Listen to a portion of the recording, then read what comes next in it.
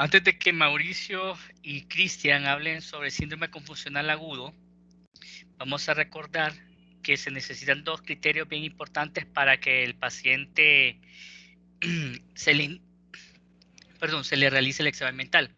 Uno, que el paciente comprenda lo que se le está preguntando y que colabore, para empezarlo. Y uno de los apartados más importantes del examen mental es la conciencia. Si la conciencia está alterada, el resto de apartados del examen mental que requieren colaboración o respuesta voluntaria del paciente van a salir alterados. Obviamente, la observación nos va a servir como para valorar conducta alucinatoria, sensopercepción, para valorar afecto, porque no es necesario preguntarle al paciente, pero apartados como memoria, como orientación, como atención, como pensamiento, necesitan la colaboración y un buen estado de conciencia. También la atención es otro componente importante y el componente de la atención se puede ver afectado por el estado de ánimo también, por la voluntad, como lo vimos en la clase pasada.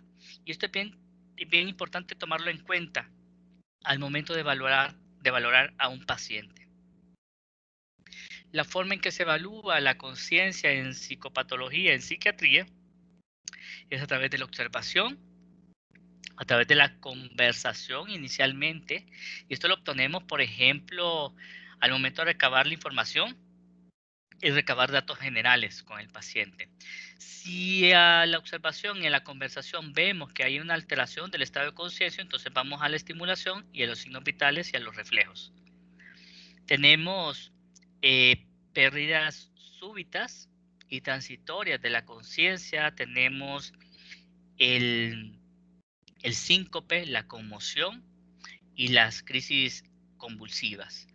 Y esas son las tres. De las agudas, las transitorias son la nubilación, la somnolencia, el estupor, el coma y la muerte cerebral. Como parte del tema de conciencia, pues está un síndrome que puede manifestarse todas estas alteraciones graduales del estado de conciencia, que es el síndrome confusional agudo. De parte de la atención, pues es la fijación de la conciencia en un determinado estímulo. Y estas pueden tener alteraciones como inatención o hipoatención, que podrían estar presentes en la depresión, que lo vamos a ver más adelante.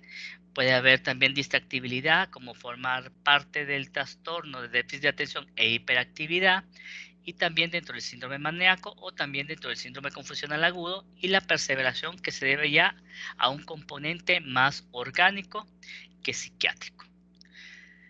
Pruebas para valorar la atención: los días de la semana, los meses del año, al derecho y al revés, y la prueba de la letra A. Para que el paciente comprenda el objetivo de la prueba de la letra A, se inicia preguntándole la letra O, una serie de letras distribuidas al azar, con el fin de que cada vez que el paciente escuche la letra O la letra A en alguna de las dos fases de la pregunta, pues él da un sonido, como un aplauso, como tocar la mesa, para evocar. Y así estamos viendo si el paciente pone atención o no a las preguntas que le estamos realizando.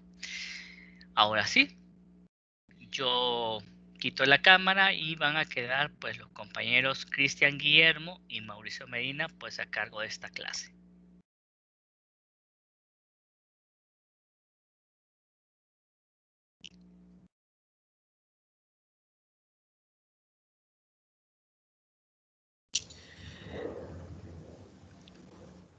Ok, buenas tardes compañeros.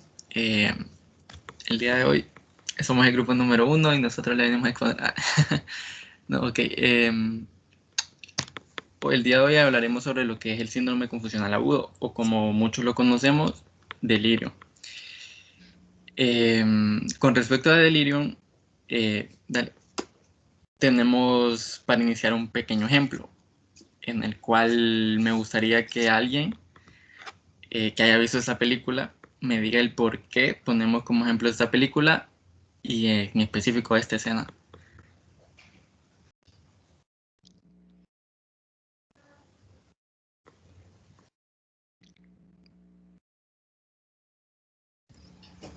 Cualquiera, sin pena.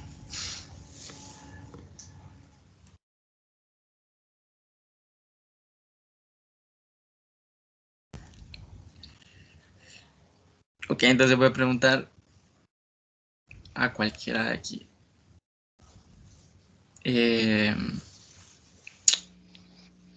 Jacob, ¿estás?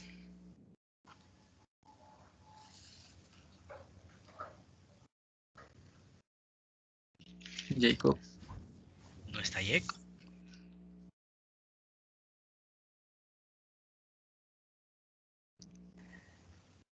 Ok, entonces... Lizzie está levantando la mano. Ok, Lizzie, decime, ¿por qué crees que nosotros ponemos de ejemplo a esta película y en específico a esta escena? Porque esa escena, él era como parte de la imaginación de ellos, o sea, no era algo real, era algo que se estaban imaginando. Ok, ¿y recordás el por qué llegaron a este estado en el que empezaron a imaginar estas cosas como, por ejemplo, el gran sabio que era Keanu Reeves? Estaban fuera del agua. Ok, exactamente. Estaban fuera del agua, entonces, en su caso, estaban fuera de su ambiente y estaban recibiendo mucho aire, por decirlo así. Y como si fuéramos nosotros, o sea, cuando estamos ahogándonos, estamos en una deficiencia de aire y cuando nos estamos ahogando también podemos llegar a ese estado de delirio cuando nos hace falta el aire. Ok, esta es una introducción nada más. Ahora dale Mauricio. Y ahora les voy a dar una definición más concreta en sí de lo que es el síndrome confusional agudo, que también se conoce como delirio, o encefalopatía tóxica o metabólica. Vamos a decir que este es un trastorno agudo, dada su evolución, que es relativamente rápida, o subagudo, también es transitorio, pues su duración puede ser ya de días o también puede ser incluso solo horas, por lo cual decimos que es algo transitorio y es fluctuante del estado mental. Se caracteriza por lo que es un conjunto de alteraciones en el nivel de conciencia y atención, así como también de lo que son funciones cognitivas, como por ejemplo la memoria, el lenguaje y la percepción, y también de no intelectivas, de las cuales podemos mencionar afectividad, comportamiento, el ciclo de sueño-vigilia también. Y cabe mencionar que es una etiología orgánica. ¿Y por qué decimos esto? Pues porque es un trastorno en el cual hay un daño, ya sea funcional o morfológico de lo que es un órgano. Y en este caso hablamos del cerebro. Y eso tenemos que tenerlo muy claro para, para entender esto. Ok, ahora les hablaremos sobre lo que son las causas. Con respecto a las causas, vamos a decir que tenemos dos factores etiológicos. Primero que nada tenemos los factores predisponentes, en los cuales entran factores como son, dale, la edad avanzada, que hablamos de personas que son mayores de 70 años, las cuales ya están predispuestas a padecer delirio. También de personas del sexo masculino, por estudios hechos, que realmente en nuestros estudios se dice que la mayoría de personas que sufren delirio son de sexo masculino. Realmente las causas sí no se las podría dar porque no sé si el doctor se las sabe, porque así no lo encontré. Solo sé que los estudios dicen que son más masculinos. También tenemos alteraciones neurológicas previas, como, como ser demencia, Parkinson o accidentes cerebrovasculares. Tenemos déficits sensoriales, en los cuales puede entrar hipoacusia o ceguera. tenemos desnutrición por un déficit de nutrientes. Tenemos también lo que son los procesos médicos intercurrentes. En este caso, al hablar de procesos médicos intercurrentes, nos referimos a que ya tenemos una enfermedad y esta enfermedad puede causarnos una predisposición al delirio. Por ejemplo, en personas inmunosupresas, las cuales una persona inmunosupresa que está pasando por una etapa de anemia, la cual no se ha tratado, pues está mayor predispuesta a padecer lo que es un trastorno de delirio. Ok, y ahora tenemos los factores precipitantes. Con respecto a los factores precipitantes, vamos a mencionar que uno de los mayores factores es el abuso de drogas o sustancias nocivas, como por ejemplo el alcohol, la heroína, la cocaína, las benzodiazepinas, que las mencionaremos más adelante, pero ya sabemos que son medicamentos utilizados tanto como para convulsiones o para, para el sueño, para producir el sueño. Y también tenemos otro factor, es los fármacos y o polimedicación, de lo cual les hablaré un poquito más adelante. También tenemos enfermedades neurológicas, como ser epilepsia, ictus, traumatismos craneoencefálicos, hemorragias subaracnoideas, encefalopatías hipertensivas, lo cual son factores que nos precipitan a dicho delirio. Y tenemos otros factores, como por ejemplo un proceso quirúrgico, la anestesia que conlleva esto. No sé si a alguien le ha pasado no sé si han anestesiado a alguien por anestesia general aquí, si ha pasado por algún proceso quirúrgico. Nadie. ¿Alguien? Hola. Ok, muy bien. Bueno, gracias, Cristian. Vamos a intervenir ahí, ya que nadie ha tenido procesos quirúrgicos. Pero yo recuerdo, bueno, yo he sido intervenido 3 veces quirúrgicamente. 2 de ellas han sido de emergencia y una ha sido programada, pero no tuve ninguna alteración del estado de conciencia mayor, pues, más que la anestesia. Pero sí recuerdo a una amiga, una querida amiga, que fue sometida a un proceso de reducción de busto y que posterior al uso de la anestesia en la sala de recuperación, ella tuvo una experiencia que ahora lo cuenta ella con gracia. Saliendo de quirófano y está recuperada y que todo estaba bien, sin sangrado, sin ninguna molestia, abrió los ojos y lo que miraba ella, miraba a las enfermeras sí, pero miraba una guacamaya, pero grande, grande, grande, grande. Y para donde ella miraba, la guacamaya caminaba. Entonces ahora lo cuenta con mucha risa, con mucha, como una experiencia pues chistosa, jocosa, pero es parte también de las alteraciones que podría tener un paciente al momento de ser anestesiado y salir de la anestesia. Ok, razones por las cuales el delirium es más frecuente en hombres es más cuestiones sociodemográficas. Lamentablemente, los pacientes de raza negra, los adultos mayores, los pacientes polimedicados y sexo masculino son mucho más vulnerables al desarrollo de este tipo de síndromes.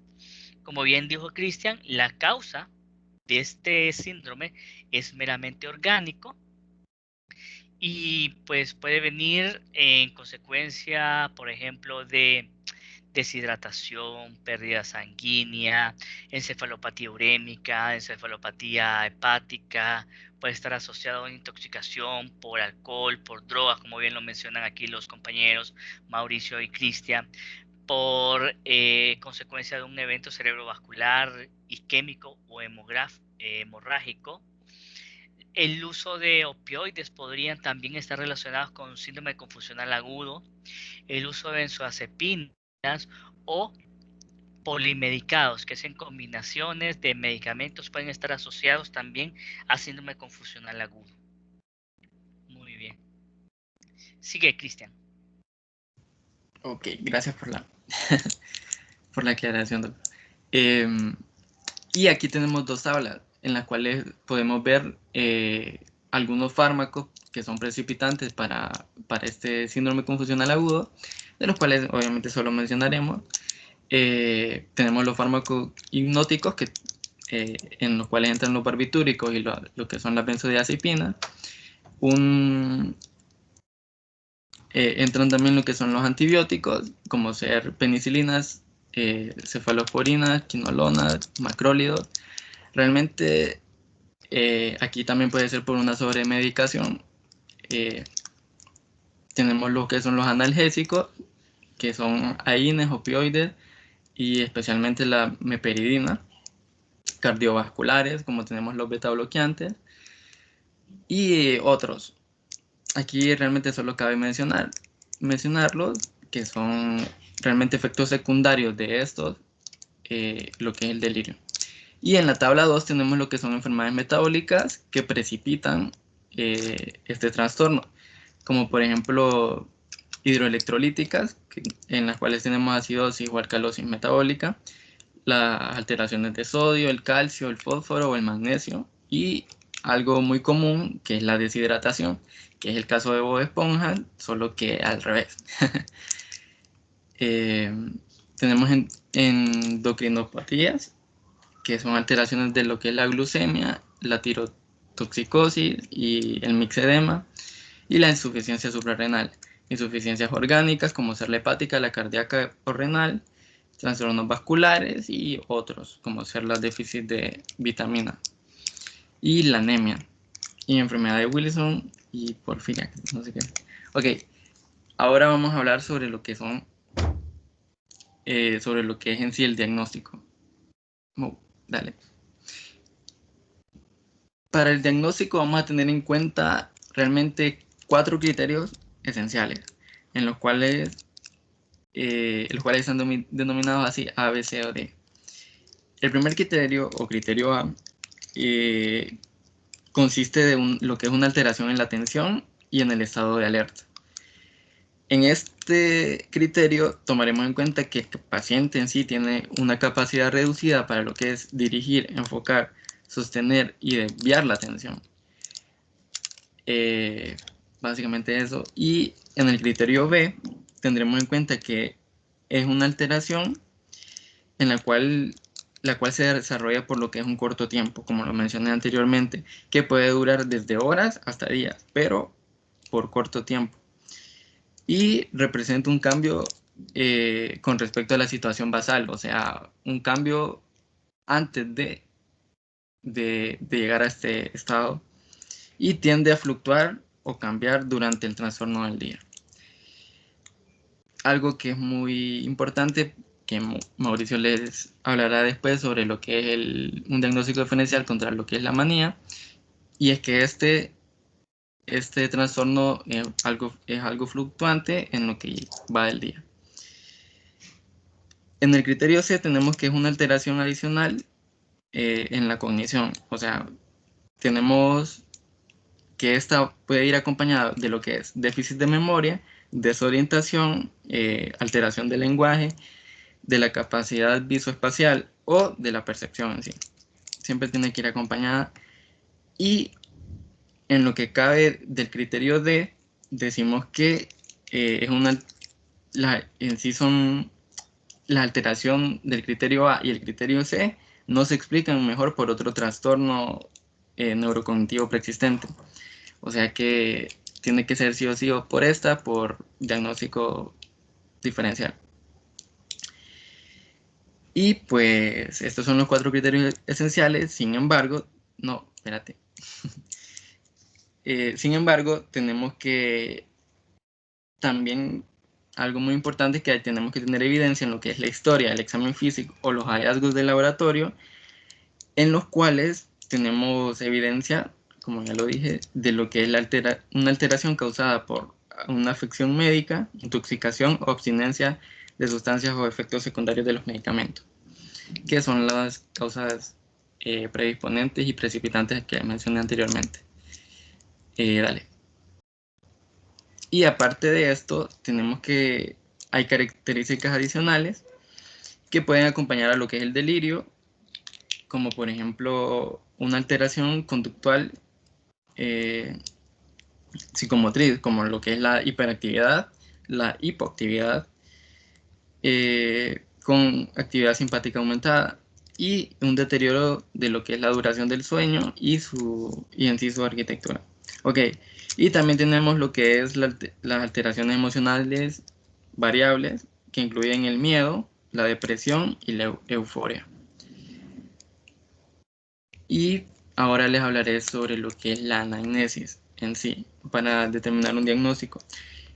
Con respecto a lo que es la anamnesis, vamos a tomar los siguientes criterios, puesto que para realizar la anamnesis, como nos dijo anteriormente el doctor, no podemos, o sea, para realizar un diagnóstico, la persona tiene que estar consciente y cooperar. Y en una persona que está delirando realmente no está consciente, hay que aceptarlo. Y por lo que vamos a hablar de que para realizar esta anamnesis nos ayudaremos de lo que es el entorno del paciente, sus familiares y o acompañantes, los cuales nos pueden comentar qué es lo que ha pasado con el paciente, si ha recibido anteriormente alguno de los factores predisponentes o precipitantes. También tenemos que es importante conocer los factores predisponentes y o precipitantes nombrados anteriormente. Y en cuanto a lo que es la evolución del episodio, tenemos que valorar si existe fiebre, alguna clínica infecciosa y el estado nutricional del paciente, si no está en estado de nutrición. Y ahora les hablaré sobre lo que es la exploración física en este caso. En la exploración física vamos a hablar de lo que es la toma constante de signos vitales. Pero ¿cuáles signos vitales exactamente? Principalmente vamos a estar teniendo un constante chequeo de lo que es la temperatura para evitar lo que es que el paciente esté sufriendo una temperatura muy alta, la cual nos puede causar delirio por una posterior deshidratación, y una glucemia capilar. O sea, los niveles de glucemia siempre es importante mantenerlos en control. Luego también hablaremos de lo que es una exploración minuciosa por órgano y sistema para descartar cualquier enfermedad sistémica. Y también observaremos lo que es la presencia de temblores. Esto debido a que estos temblores pueden ser causados por lo que es una privación de lo que es el alcohol o benzodiazepina. Esto ya sería un síndrome de abstinencia, sería parte del cual también podemos observar lo que son mioclonías o asterexis. La asterexis es un temblor en las manos, no sé cómo explicárselo. Es un temblor en las manos, el cual a la persona le tiemblan las manos y se puede ver como aleteo realmente. Y esto sugiere en sí lo que es una encefalopatía metabólica. Y ahora lo dejo con mi compañero Mauricio.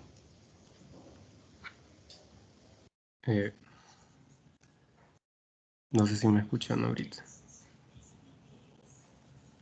Sí. Ok. Bueno, buenas tardes, compañeros, doctor. Pues yo les hablaré ahora sobre la exploración neurológica. Aquí, como en la exploración física, pues también habrá un proceso en el cual nosotros, pues, habremos de valorar los siguientes puntos. Aquí, pues, valoraremos la atención, pues, ¿qué es la atención? Esta es la capacidad para concentrarse en una tarea o en un objetivo. Así como ustedes, pues, me están poniendo atención ahorita, o, bueno, hágalo también, cuando les estamos impartiendo esta clase. Entonces, para evaluar al paciente en esto, pues haremos como una serie de ejercicios, como ya mencionó el doctor al principio. Aquí pues ponemos al paciente a decir los meses del año o días de la semana al revés. También podemos hacer la prueba de la A y de la O que mencionó el doctor, también contar hacia atrás desde cualquier número, o sea, podría ser como desde el número 20, entonces le diríamos al paciente, puedes contar del número 20 al 1 y pues él comenzaría 20, 19, 18 y así, ¿no? También deletrear alguna palabra de alguna letra que comience con alguna letra en específico o pues la palabra mundo al revés. Además de eso, habría que valorar también la conciencia. La conciencia, pues, es la capacidad que tiene una persona para percibir o reconocer la realidad sobre sí mismo y sobre lo que lo rodea, que pues es muy humano, ¿no? El contenido, entonces, de la conciencia se va a alterar, más que nada en este síndrome. El grado de alerta va a variar desde la somnolencia a la hiperactividad. Bueno, otra cosa que debemos de valorar sería la orientación, que la orientación, pues vamos a valorar las tres esferas de la vida, el tiempo, el espacio y la persona. Y lo otro sería la memoria. En la memoria nosotros le preguntamos al paciente cosas como cuál fue la fecha, o sea, cuál es la fecha y el lugar de su nacimiento, el día y el motivo de ingreso, y pues también le haremos preguntas para hacerle recordar hechos. También valoraremos el pensamiento y la abstracción. El pensamiento, pues, bueno, lo haremos con las diferencias en tres palabras, como decirle al paciente dos palabras como manzana y pera. Entonces, pues él pues tendría que decir la diferencia, ¿no? Aquí un paciente al decir manzana y pera, pues dirían que no son, o sea, si es anormal, que no son, no tienen ninguna similitud, pero pues no dirían que pues, las dos son frutas, ¿no? Pero ellos pues tienen eso alterado. También como decir luna y pelota, pues los dos son redondos, pero ellos no piensan en eso. Y al evaluar esto también estaremos valorando la fluidez verbal en lo que el paciente pues nos está hablando, ¿no? Además de eso, también valoraremos la alteración de las funciones no intelectivas, que esto pues ya también lo habló Galo. Bueno, aquí sería más que nada la afectividad, el comportamiento, la hiperactividad, que este es pues, el más frecuente, también la hipoactividad, el ciclo sueño-vigilia y la presencia de insomnio nocturno. O sea, más que nada la duración del sueño también, ¿no? Y eso pues sería la exploración neurológica.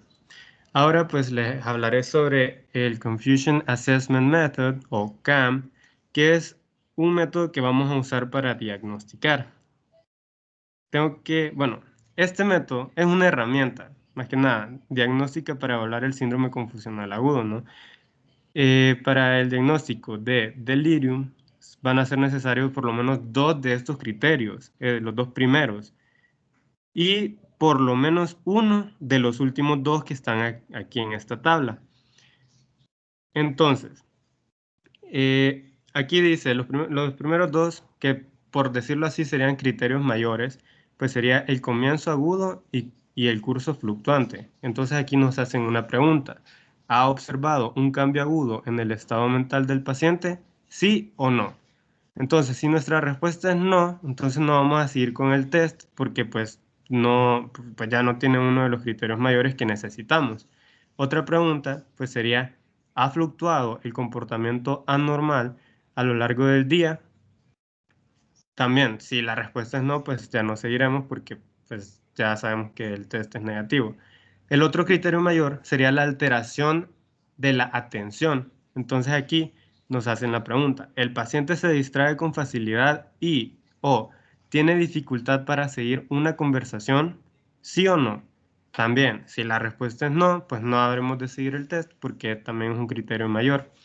Ahora con los criterios menores, que pues ocupamos por lo menos uno de estos, tenemos el pensamiento desorganizado como uno de los menores. Aquí pues nos hacen la pregunta, ¿el paciente manifiesta ideas o conversaciones incoherentes o confunde a las personas que le rodean? ¿Sí o no? Y lo respondemos, ¿no? Y ya por último, el último criterio menor sería la alteración del nivel de conciencia. Aquí nos hacen la pregunta, ¿está alterado el nivel de conciencia del paciente? O sea, aquí pues evaluaríamos la conciencia diciendo, está vigilante, letárgico, estuporoso, y entonces le respondemos la pregunta, ¿sí o no? Entonces ya saben, ocupamos dos criterios mayores que serían estos dos primeros y por lo menos uno de estos dos últimos, que serían para mí los criterios menores. También tenemos las pruebas complementarias.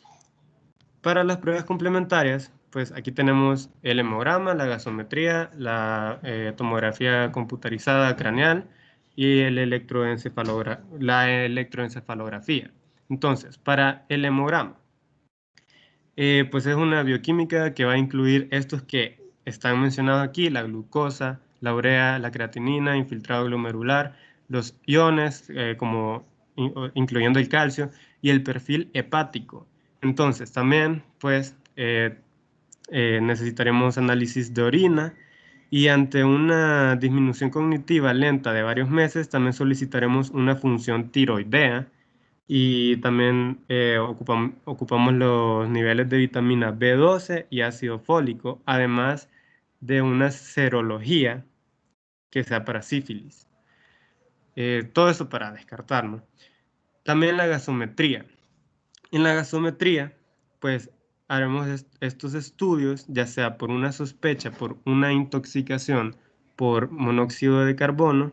También haremos estudios por si tenemos, bueno, por si creemos que hay una alteración, o sea, alteraciones endocrinas, o también alteraciones hidrolíticas, o también por la sospecha de disnea.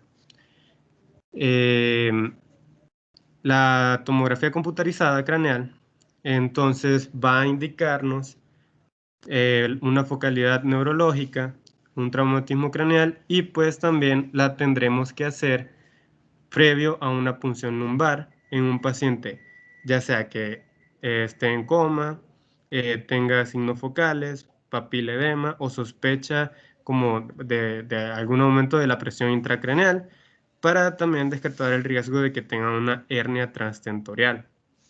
Ahora, con la electroencefalografía, pues esta es útil en pacientes con la conciencia alterada, como dice aquí, y esto es para excluir las convulsiones o ciertas encefalopatías.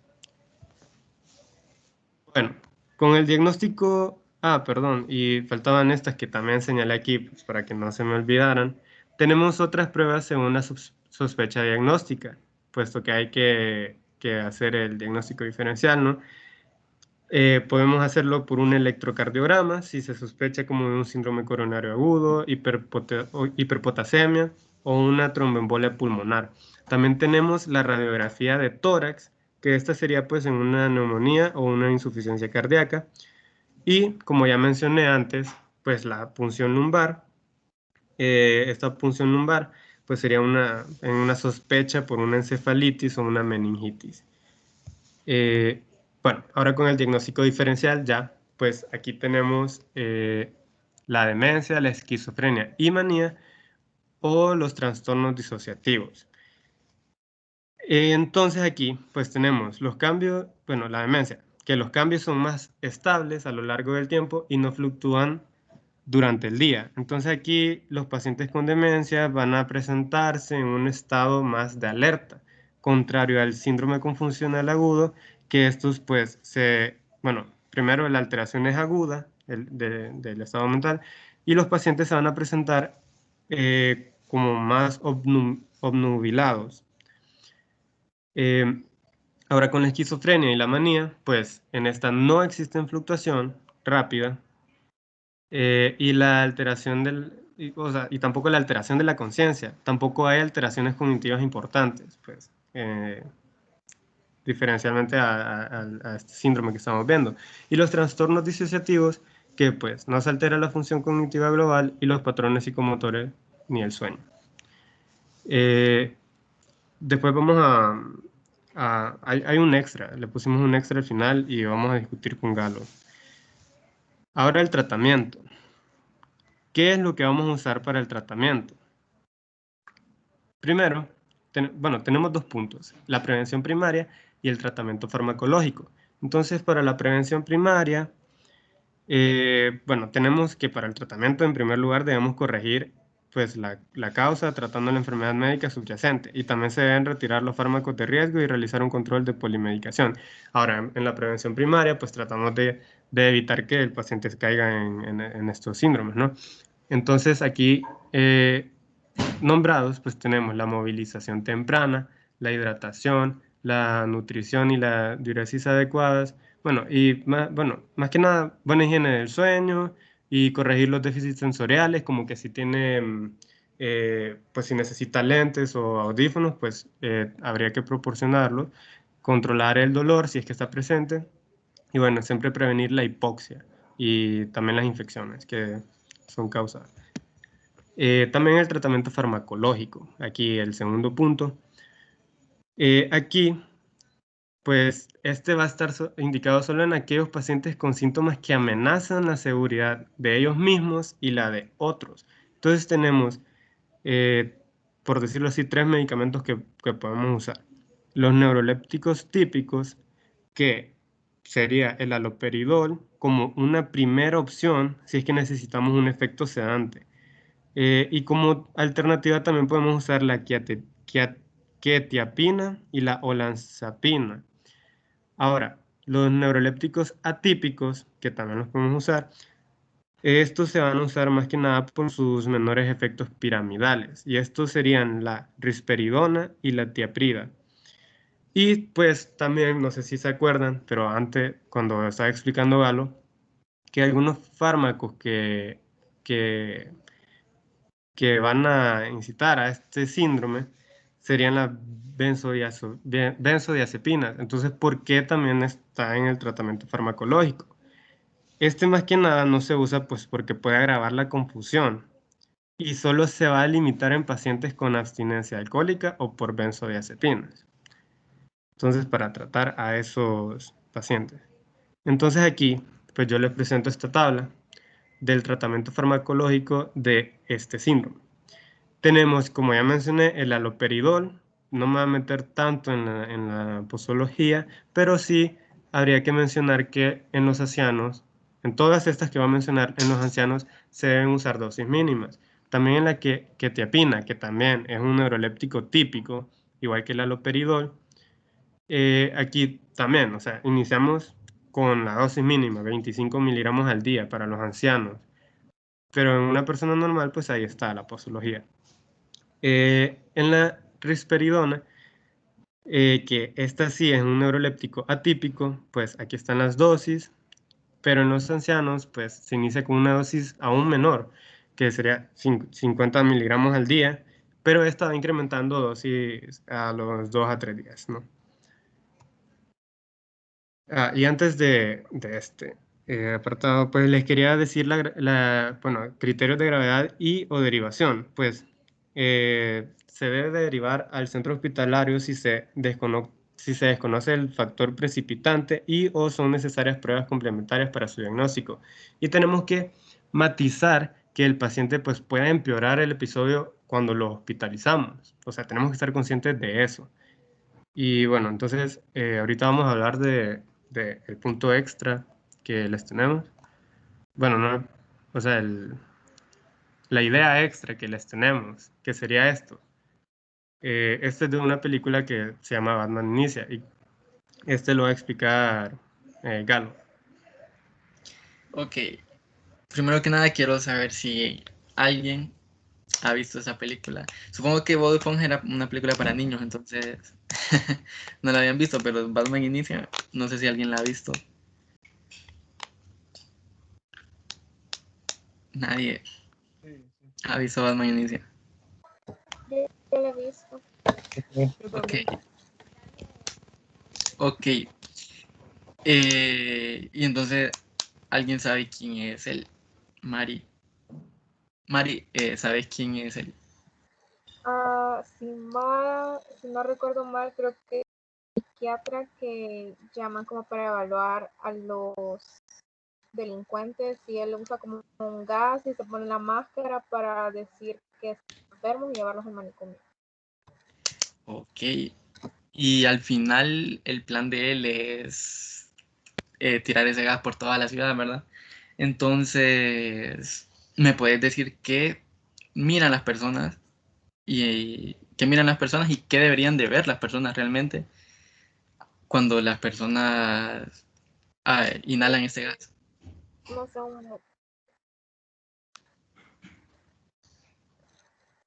No me acuerdo. Ok. Creo que Jorge Ok. también dijo que la vio, entonces no sé si él también puede responder eso. Sí. Joaquín. Hola, sí, recuerdo que miraban todo más distorsionado, pues, o sea, más agravado. Recuerdo la imagen que tengo en mi cabeza es como que a Batman también le dieron esta cosa y todo lo miraba como súper endemoniado, podríamos llamarlo, no sé. Sí, correcto. Y esto, en este caso estamos hablando de un caso de delirio. ¿Por qué? Porque empezamos con un factor precipitante, el cual es un fármaco, o en este caso una sustancia nociva, tóxica, que es el gas que este villano de la película les tira a las personas para que esas personas lo inhalen y así llega a su sistema nervioso. ¿Y qué efectos causa?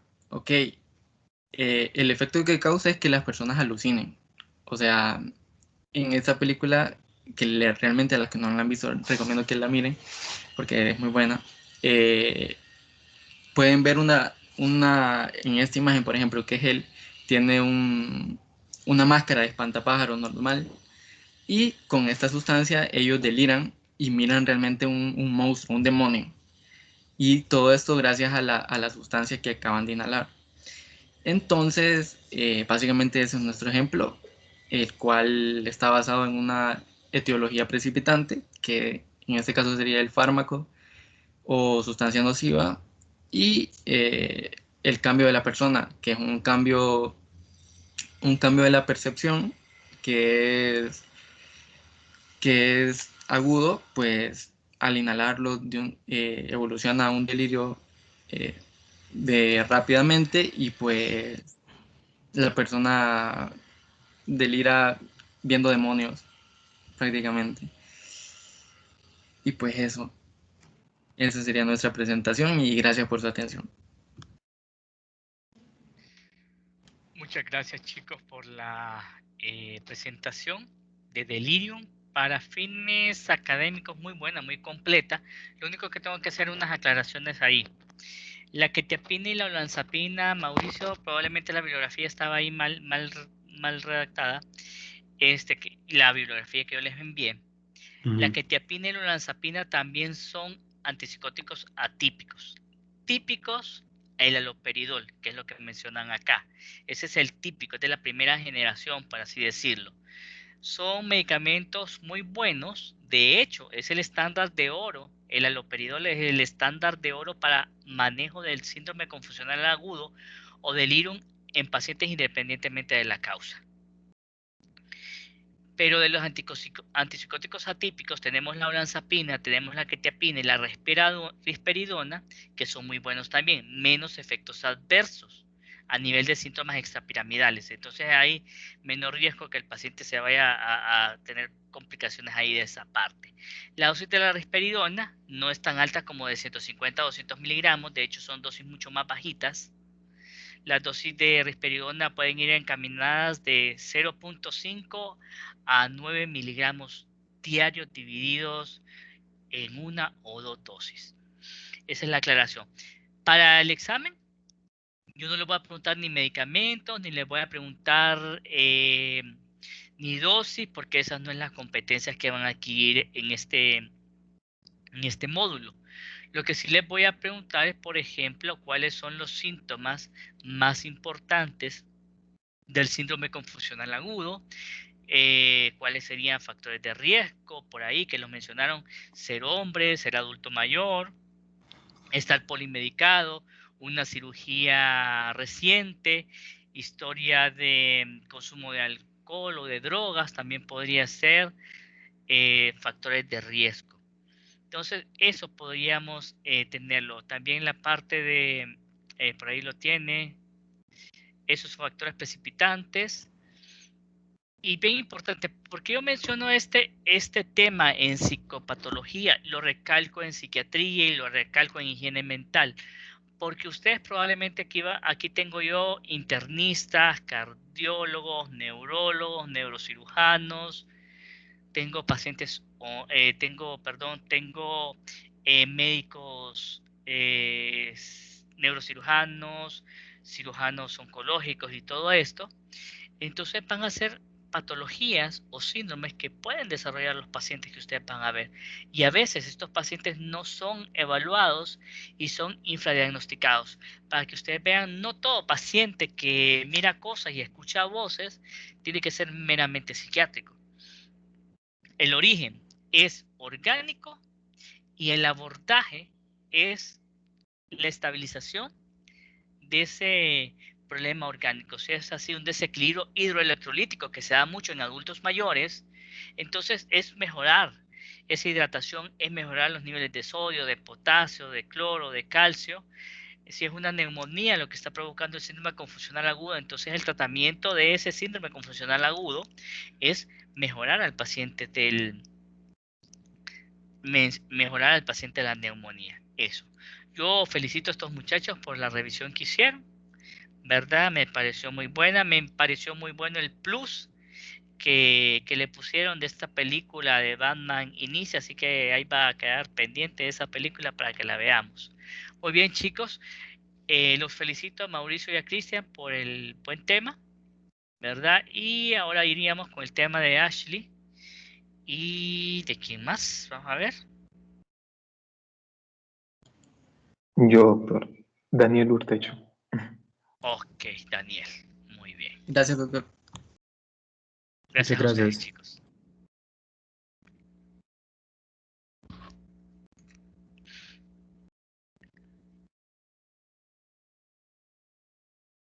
Se mira la pantalla. Se ve la pantalla. Bueno, entonces puedes empezar. Dale, pues. Buenas tardes, compañeros. Buenas tardes, doctor. Un gran saludo a la distancia, donde sea que estén. Esperemos que estén muy bien y que estén bien atentos, ¿verdad?, a esta exposición. Al final tenemos una actividad, así que presten atención para que podamos reforzar lo que hemos aprendido con la actividad al final. Entonces, Ashley y yo vamos a hablarles sobre el trastorno por déficit de atención e hiperactividad. Antes de iniciar, yo quisiera recalcar algo bien interesante. Normalmente nosotros al final de cualquier exposición sí, al final de cualquier exposición, nosotros agradecemos a las personas que nos escuchan por su atención. Me parece muy interesante esa frase porque le estamos agradeciendo a nuestro público por fijar toda su conciencia hacia lo que nosotros tenemos que decir. Les agradecemos por una función cortical superior muy interesante. Perdón, ahí, solo quería decir eso. Siguiente, Ashley, por favor. Bueno, entonces nosotros tenemos preparado estos 4 temas en el índice. Primero vamos a ver la definición como tal. Tenemos que saber qué es el trastorno de déficit de atención e hiperactividad. Luego vamos a ver etiología y factores de riesgo. Luego vamos a tener síntomas, criterios y diagnóstico. Y por último, el tratamiento. Cabe destacar de que nuestras diapositivas están enumeradas, ¿verdad? Entonces, ustedes ya saben de que son 4 secciones las que tiene esta presentación, así que si un caso, esperemos que no, ¿verdad?, se llegan a aburrir, ustedes pueden ir viendo los números para ver por dónde vamos y no se nos pierdan, ¿verdad? No se nos pierdan, ¿verdad?, por la actividad que tenemos. Dale a la siguiente, Ashley, por favor. Bueno, entonces primero vamos a iniciar con la definición, que es el trastorno por déficit de atención e hiperactividad. Primero tenemos que decir que es una afección crónica y es importante que resaltemos esa palabra, crónica. ¿Por qué? Porque cuando hablamos de crónico nos estamos refiriendo a un tiempo, ¿no? Entonces va a ser muy importante que tengamos en consideración el tiempo, sobre todo para hacer el diagnóstico, que incluye una combinación de problemas persistentes, tales como, y es muy importante que ustedes tengan estos problemas persistentes bien en mente, dificultad para mantener la atención. Entonces vemos que, si nos acordamos, atención es enfocar la conciencia hacia un solo estímulo. Entonces, ¿qué es lo que sucede? No pueden enfocar la conciencia, los pacientes que tienen TDAH no pueden enfocar su conciencia hacia un solo estímulo. Entonces ahí ya vemos que hay mucha probabilidad a que se distraigan. Tenemos la hiperactividad y tenemos la impulsividad. Cuando hablamos de impulsividad nos estamos refiriendo a que la persona toma acciones, toma decisiones sin considerar las consecuencias, las toma demasiado rápido. ¿Okay? Y ahora, hiperactividad es que ya vemos que aquí está involucrada la parte motora. Entonces vemos lo que normalmente pensamos cuando pensamos en hiperactividad, que están en constante movimiento, están de ida y venida. Entonces tengan presente eso, atención, hiperactividad, que es el nombre, y sobre todo impulsividad, que es tomar acciones sin deliberar. Vamos a la siguiente, por favor, Ashley. Entonces, etiología y factores de riesgo. Claro está que muchas veces no es fácil decir cuál es la causa específica de las patologías. Entonces, esta patología es un ejemplo. En sí no se sabe exactamente cuál es la causa, pero se consideran distintos factores que involucran a la causa, sobre todo el factor genético, factor ambiental y parte del desarrollo del sistema nervioso central. Ahora bien, ¿qué pasa cuando nosotros decimos que tiene factores genéticos, tiene factores ambientales? Bueno, eso nosotros lo podemos resumir en que la causa es multifactorial. Acuérdense de eso, ¿no? La causa es multifactorial, que claro, no está bien definida para este trastorno. Ahora bien, siempre hay hipótesis y es muy interesante poder leerle estas hipótesis. En el factor genético nosotros podemos detectar de que hay problemas, bueno, hay distintas variaciones, hay distintos polimorfismos, sobre todo en receptores y en canales transportadores de dopamina. Si ustedes se fijan ahí, nosotros tenemos unos esquemas de dopamina y noradrenalina. Estas dos moléculas van a ser las reinas de esta exposición, dopamina y noradrenalina. Ya les voy a ir explicando por qué. Entonces, como les dije, van a haber polimorfismos en los canales que van a, buenos receptores que van a involucrar a estas dos neurotransmisores. Ahora, ¿por qué es importante saber eso? Porque para entender el tratamiento, nosotros tenemos que saber qué es lo que está involucrado y qué es lo que está pasando y posiblemente dónde está pasando. Ahora bien, en cuanto a distintas alteraciones que podríamos encontrar, sobre todo neuroanatómicas, encontramos 3 sitios frecuentes donde podrían haber problemas. Y estos 3 sitios son la corteza prefrontal, los ganglios basales o los núcleos basales y el locus ceruleus. ¿Okay? Entonces, si se acuerdan, el locus ceruleus se encarga de la producción de noradrenalina, que es la que tenemos ahí en pantalla. Ahora bien, estas 3 estructuras se han encontrado de que reducen su tamaño. En resonancias magnéticas vemos de que hay un menor tamaño de la corteza prefrontal, hay un menor tamaño del núcleo caudado.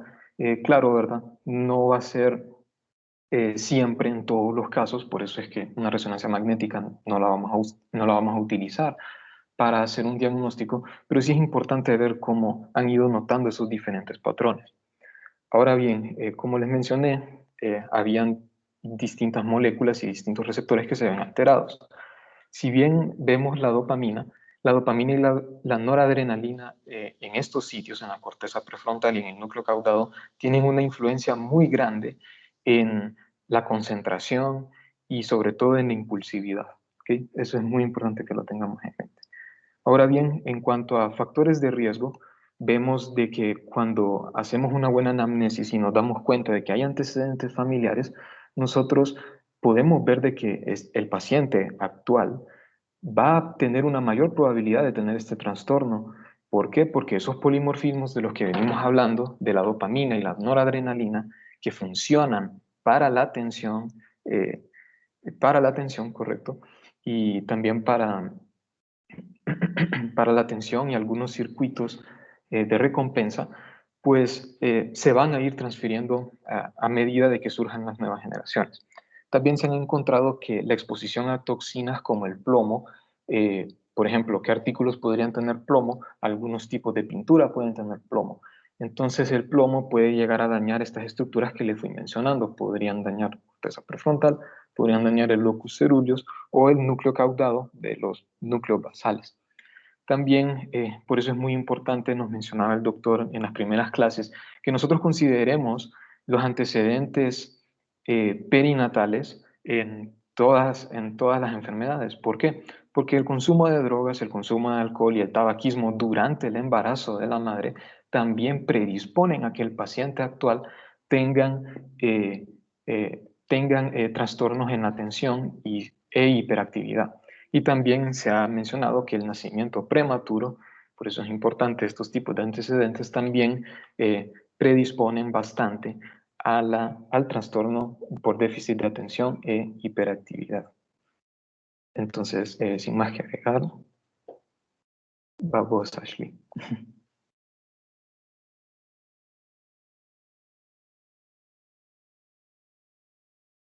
Disculpen que me tuve que unmute desde acá.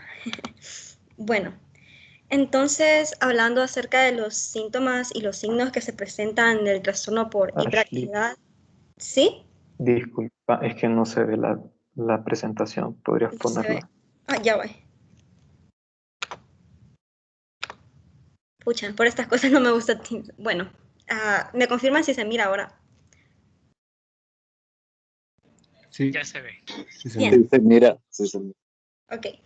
Entonces, repitiendo, en cuanto a los síntomas y signos que se presentan en el trastorno por hiperactividad y déficit de atención, esto lo vamos a dividir en dos patrones principales, ¿verdad? Como nos está indicando su nombre, en un patrón de hiperactividad y en un patrón de falta de atención. Bien, estos síntomas se presentan antes de los 12 años e incluso pueden presentarse antes de los 3 años y pueden persistir en la edad adulta. Son más frecuentes en los niños que en las niñas y se presentan de maneras diferentes. Por ejemplo, en los niños predomina más el patrón de hiperactividad, mientras que en las niñas predomina más el de falta de atención. Bien, dentro de los síntomas y signos que encontramos en el patrón por hiperactividad tenemos la impulsividad, que esta se puede manifestar de diferentes formas. Un ejemplo sería cuando el niño o la niña interrumpe o es como que se mete, por así decirlo, en conversaciones ajenas o en actividades y juegos que no le involucran, que esto al final puede resultar en una dificultad para socializar y mantener sus amistades. En cuanto a los movimientos nerviosos, tenemos que al niño pues le cuesta permanecer sentado, necesita estar en constante movimiento. E incluso podría pasar moviendo las piernas o dando pequeños golpecitos con las manos o los pies y podría estar trepando como en lugares que no debería de hacerlo. Habla mucho y es impaciente. En este caso, pues el niño pasaría con dificultades para poder respetar sus turnos, que al final también lo llevarían a problemas con sus amigos, o puede dar como respuestas anticipadas o adelantadas hacia preguntas, incluso interrumpe a las personas que están haciendo las preguntas. En cuanto al patrón por falta de atención, tenemos que el niño no presta atención a detalles o le cuesta concentrarse en sus actividades o sus tareas porque se distrae fácilmente y pasa fantaseando mucho. Esto al final puede llegar a parecer que cuando nosotros le hablamos al niño o a la niña, parece que ese no nos está escuchando con atención o que incluso puede llegar a cometer errores por descuido que pueden ir desde los más simples como cometer un error en una tarea o a uno más grave, por ejemplo, cruzarse la calle sin observar que viene un carro que puede poner en peligro su vida. También olvida y pierde cosas con mucha frecuencia y tiene problemas para organizarse y seguir instrucciones, por lo cual sus tareas y sus trabajos nunca están completados o están completados de manera errónea. ¿Okay? Bien, en cuanto a los criterios y el diagnóstico, pues se necesita como una serie de procesos o de pasos para poder diagnosticar el trastorno por déficit de atención e hiperactividad. Por estas razones es que vamos a utilizar los criterios establecidos por el Manual Diagnóstico y Estadístico de SM5, hecho por la Asociación Estadounidense de Psiquiatría. Bien, entonces estos criterios también los vamos a dividir en dos patrones, en la de falta de atención y por hiperactividad. Bien, en cuanto a patrón de falta de atención, pues debemos de tener que estos síntomas deben de estar presentes por al menos 6 meses. y deben de interferir con el funcionamiento o con el desarrollo del niño o la niña. Tiene que presentarse 6 o más en el caso de los niños menores de 16 o 5 o más en los adolescentes, perdón, que son mayores de 17 y en los adultos. Algo que se me olvidó mencionarles en el apartado de síntomas, disculpen, es que podemos tener tipos de trastornos por déficit de atención e hiperactividad. Por ejemplo, tenemos en el que predominan los síntomas de hiperactividad y en los que predominan los síntomas de la falta de atención, o incluso uno donde existe una presentación combinada de ambos patrones. Bien, aquí en los criterios que debemos de tener en de falta de atención, si se fijan, son los mismos que los síntomas que les estaba mencionando en este patrón. Pues tenemos que no presta atención a detalles, comete errores por descuido, no mantiene la atención, le cuesta mantenerse concentrado, no escucha cuando se le habla directamente, por lo mismo, porque pasa distraído y también fantaseando mucho, no cumple instrucciones ni completa sus tareas, tiene problemas para organizarse, evita tareas o como actividades que le involucren con un proceso mental importante, pierde las cosas con facilidad, se distrae con facilidad y se le olvida fácilmente las cosas. Entonces ya sabemos que si son 6 o más, en niños menores de 16 años, pues estaríamos hablando de un patrón de falta de atención, o 5 más en adolescentes mayores de 17 y en adultos. En cuanto aquí, con el patrón de hiperactividad, estos son los mismos, ¿ok? Los mismos criterios podrían de estar presentes por al menos 6 meses y ser 6 o más en hasta 16 años o 5 o más de 17 años en adelante. Y si se fijan, pues también son los mismos síntomas que en el patrón por hiperactividad.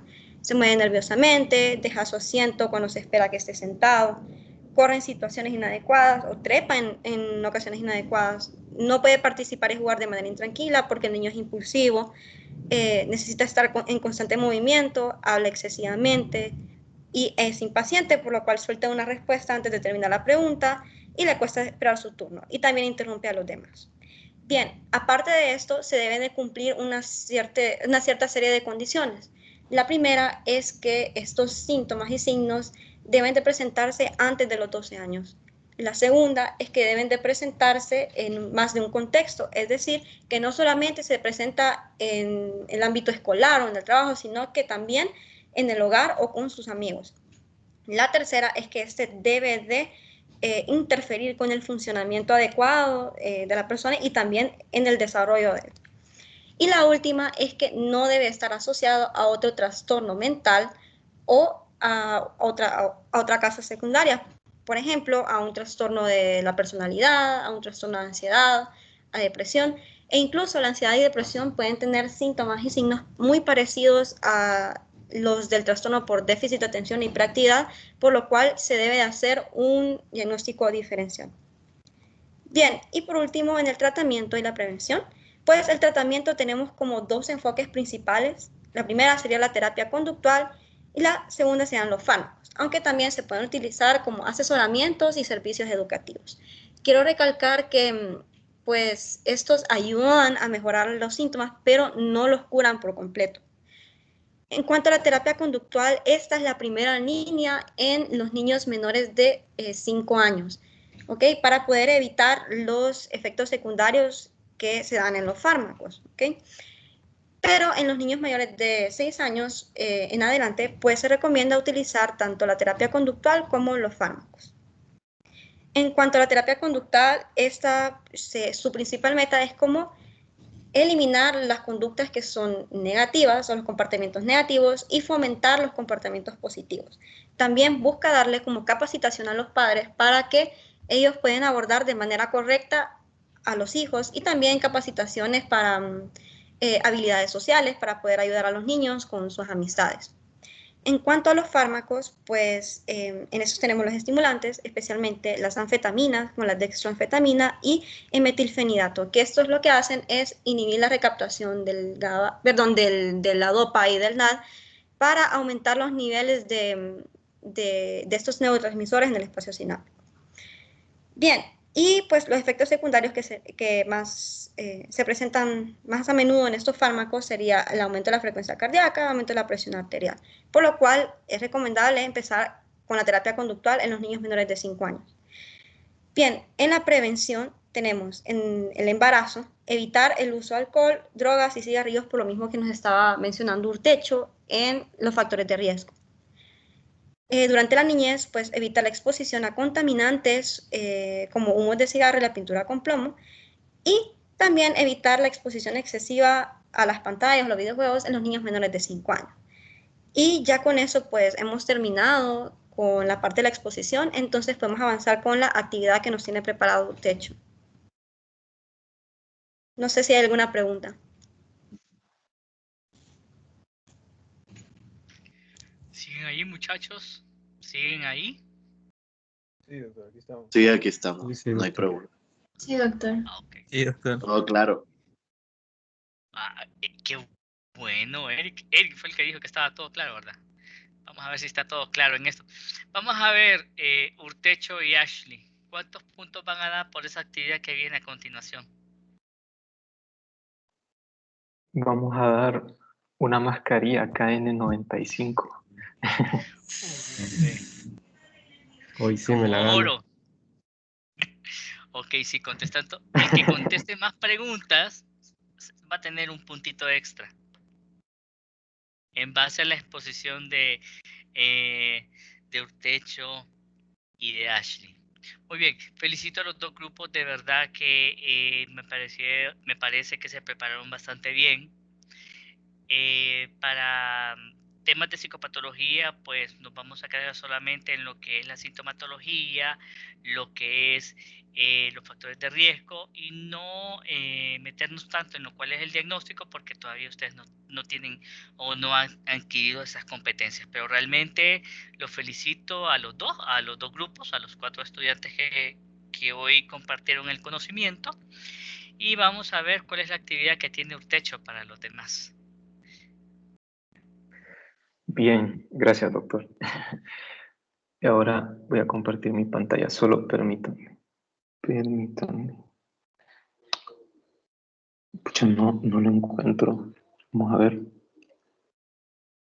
No me sale. Permítanme. Vamos a ver.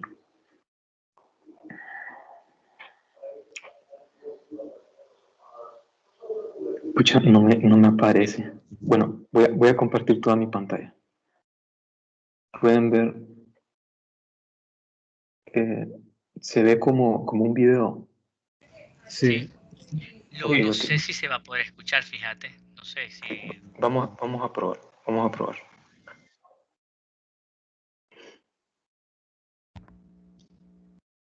No se escucha, ¿verdad? No se escucha. No se No, escucha. ok. Permítanme.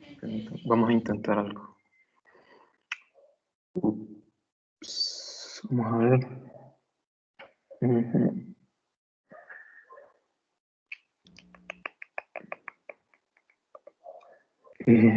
Ok, aquí. Yo creo que ahorita sí va a funcionar. Pueden ver, ¿verdad? A don Cangrejo. Sí. Sí, capitán. Ok, ahora sí escuchan. Trabajador. Sí se escucha. La mejor elección. Sí se escuchó, Sí ¿verdad? se escucha. Sí. Sí. Ok. Bueno, entonces, pobrecito Bob Esponja, ¿verdad?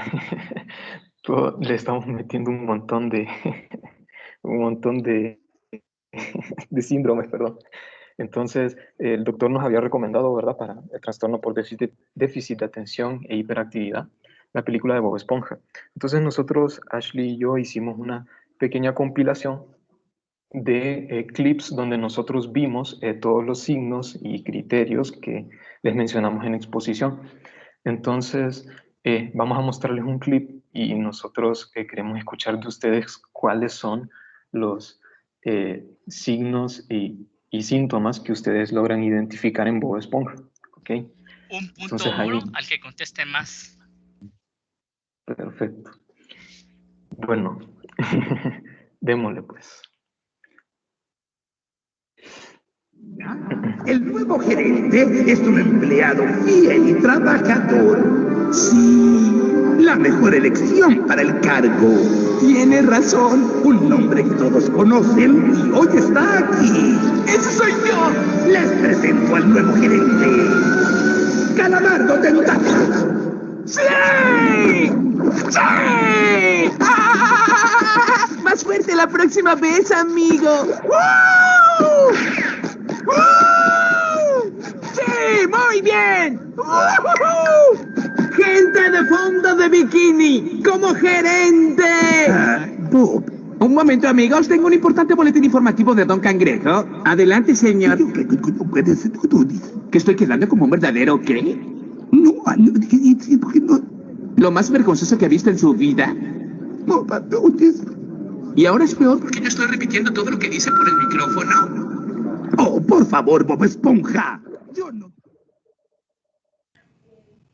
El que levante la mano primero. Mauricio, ¿qué síntomas tiene Mauricio? Bueno, primero, pues no presta atención. No está prestando atención por estar pensando en que él va a ganar. Y pues se distrae fácilmente, como podemos ver. Además de que pues se la pasó fantaseando todo lo que estaba hablando Don Cangrejo. Después, pues no, o sea, muestra impulsividad porque pues solo se levantó del asiento y fue a hablar sin haber escuchado bien. La impaciencia también, o sea, se veía en el asiento cómo estaba pues impaciente por llegar de un solo. ¿Y qué más? También los movimientos nerviosos, ahí están. Y la impulsividad, creo que dije impulsividad, pero sí. Y habla mucho, al final pues estuvo hablando sin saber, la verdad. No, la verdad que completo. Bueno, Mauricio, Gracias. solo te hizo falta una.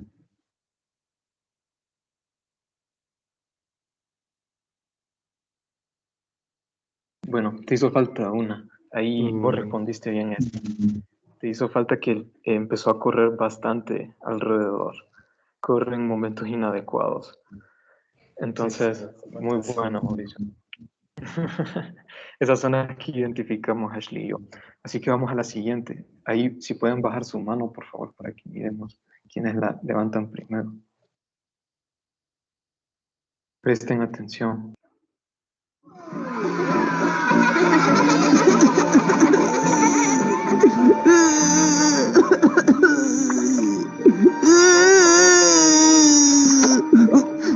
Muy bien. Trata de controlarte, amigo. Ya sé, dejaré de pensar en eso.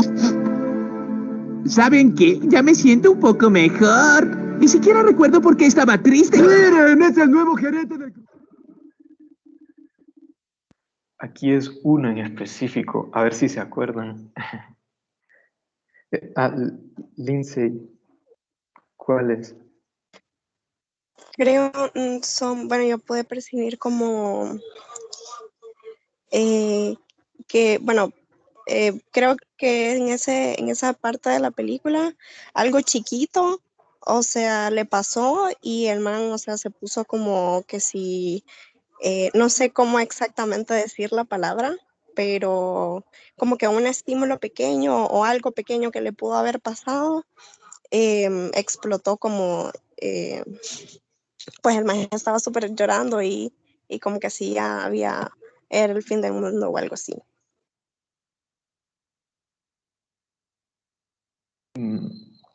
Fíjate que no, ahí discúlpame, pero esa no.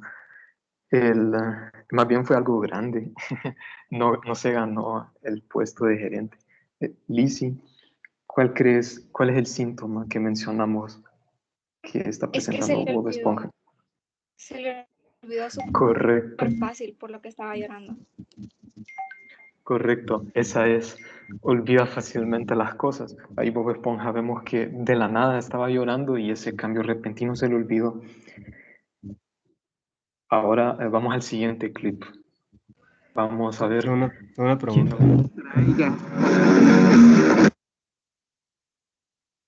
Espera, ¿te puedo seguir participando? Sí, Mauricio, sí. O sea, el que más. es el que gana el punto. Es cierto, ok.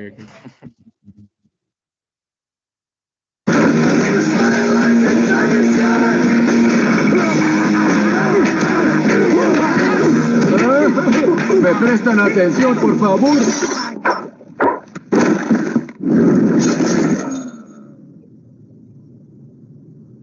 Necesito usar el baño. Está por ahí. Mi lente de contacto. Aquí está. Voy a tener que lavarlo. Patricio, ¿a eso le llamas distracción? Tenía que ir al baño. Me ensucié las manos para nada. ¡Ah! ¡Patricio, mira esto! ¡Oh! ¡Una fiesta de burbujas!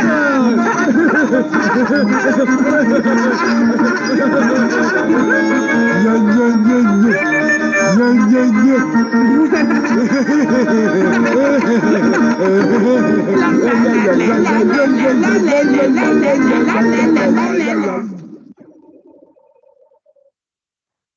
Ok, vamos a ver quién la levantó primero. Lizzy, ¿qué síntoma presenta? Creo que es uno en específico.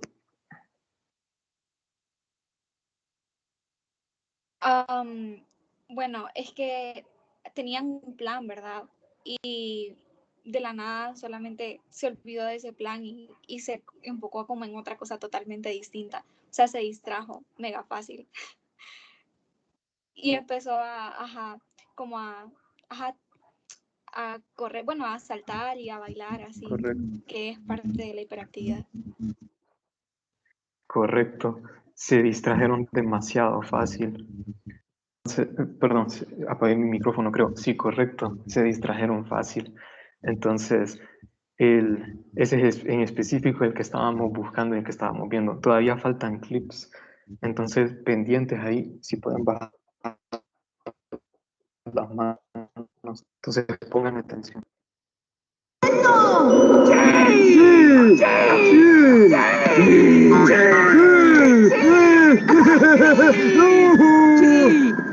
Sí. Patricio, Sí, socio. ¿por qué saltamos al precipicio en vez de ir por la escalera? Porque...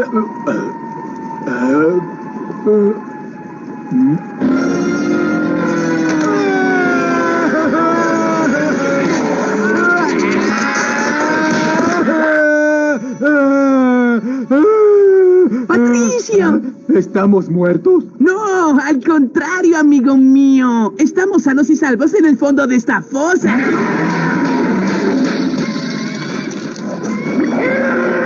Ciudad Almeja. ¡Los bigotes funcionaron! ¿Sabes qué significa eso?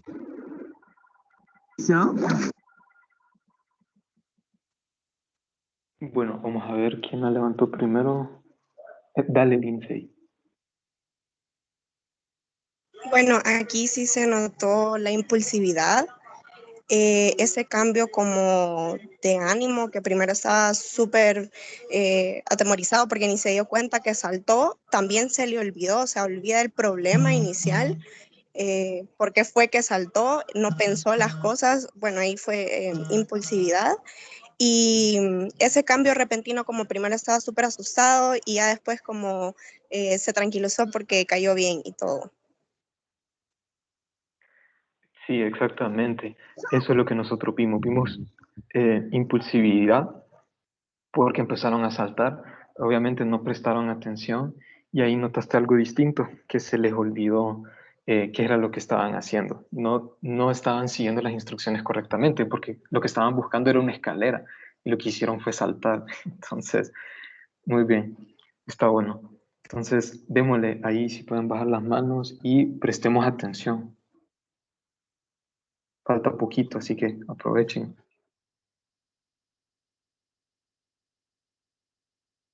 Nada. Bien, repasemos las instrucciones. Veamos, aquí dice... Paso 1, apunta en dirección opuesta a su hogar. Está bien. Paso 2, apoyen los pies firmemente en el suelo. Bien.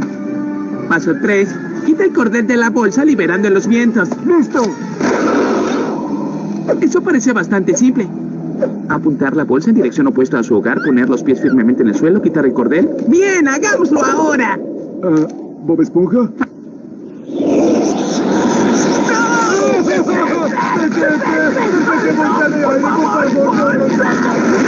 ¡No, por favor!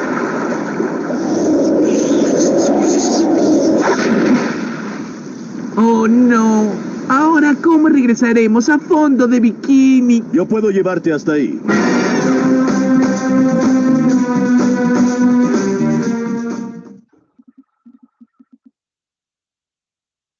Vamos a ver, vamos a ver. Mauricio, dale Mauricio. Bueno, más que nada fue Patricio, ¿no? Que, bueno, Bob Esponja estaba leyendo las instrucciones, pero Patricio pues estaba impaciente haciendo las instrucciones, ¿no? En vez de esperar a que las leyeran. Entonces, también básicamente, o sea, aunque estaban siguiendo las instrucciones, pues no las siguieron bien, porque pues terminaron perdiendo la bolsa, ¿no? Y eso. Y falta de organización, o sea, porque pues Bob Esponja estaba haciendo una cosa, Patricio estaba haciendo otra, tenía que hacerlo en conjunto, ¿no? Buena Mauricio, muy buena, qué buen análisis. Y así es, eso es lo que nosotros vimos. La impulsividad, como bien mencionaste, no siguieron las instrucciones de manera correcta, ¿verdad? Y cometieron errores, ¿verdad? Por no seguir las instrucciones de una manera correcta y tampoco prestaron atención a los detalles. Y entonces aquí hubo un empate y esa ya era nuestra última. Y quedaron, otra vez les agradecemos por sus funciones corticales superiores. Y quedó en empate porque Lizzie respondió 2 en mi conteo y también Mauricio respondió 2. Así es, Quedó empatada esta actividad. entonces va a quedar ahí empatados los dos. Muchísimas gracias, muchachos. Vamos a ver. Celeste, Sí, doctor. ¿cuánto crees que se merecen estos dos grupos por la exposición que hicieron? ¿Me podría recordar cuánto costaba la exposición? Pongámosle que costara unos 10 puntos. Creo que se merecen más de 10 puntos. Es que se importa más regalona. Muy bien, gracias Celeste. No, lo hicieron muy bien, creo que lo hicieron muy bien, creo que hicieron un buen papel, les felicito. Gracias por el empeño, gracias por agregarle ese plus, ¿verdad? A cada uno de los temas, utilizando, como dice Urtecho, las funciones corticales superiores ahí.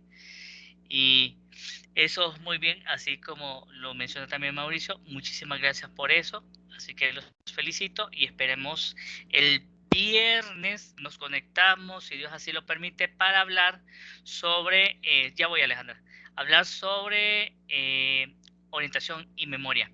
Dime Alejandra. Doctor, yo tenía una pregunta. Entonces, lo de demencia, bueno, que a mí me toca demencia con otra compañera, con Mari, ¿sería el martes igual o el viernes? No, sería el martes. Yo les mando la grabación, el video de orientación y memoria hoy o mañana, y el viernes yo hablo sobre orientación y memoria, ¿de acuerdo? Okay. Para que ustedes tengan Entonces, como tiempo para poder revisar el examen, para ir a revisar el temario, para que no sea tan a quemarropa. La exposición nosotros la buscamos la información y todo. Yo les voy a mandar la información para que sea un poco más consolidada. Okay. ¿De acuerdo? Gracias. Así como lo hice con estos dos grupos anteriores, que yo mandé la información, entonces así se la voy a mandar a ustedes. ¿Alguna otra pregunta, chicos? A la orden, Alejandra.